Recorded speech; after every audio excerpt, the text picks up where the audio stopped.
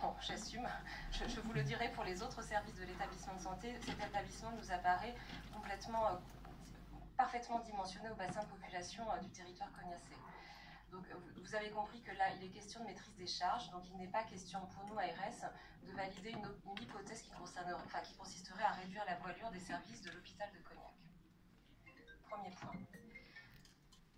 Une fois évacuée cette question sensible des fermetures, non-fermetures qui ont fait, encore une fois, les gros titres de la presse locale, je ne peux que vous dire que nous partageons cette inquiétude quant à la situation de l'hôpital de Cognac.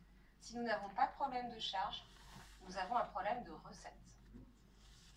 Je pense que là encore, quitte à enfoncer des portes ouvertes, pardonnez-moi pour ça, mais le président du conseil de surveillance vient de le dire de manière excellente, cet établissement de santé, sans enfoncer le clou sur des questions de fuite, mais elles sont réelles.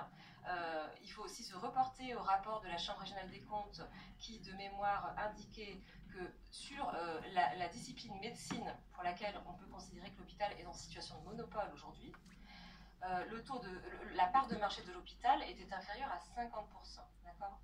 Donc, j'en profite également pour dire que finalement, ce rassemblement, du côté de l'ARS, on ne le perçoit pas de manière négative. Si ce rassemblement peut être au contraire l'occasion de témoigner de l'attachement d'une population à un hôpital de proximité qui mérite d'exister tel qu'il est aujourd'hui et qui mérite de se développer, écoutez, on l'accueille de manière très favorable.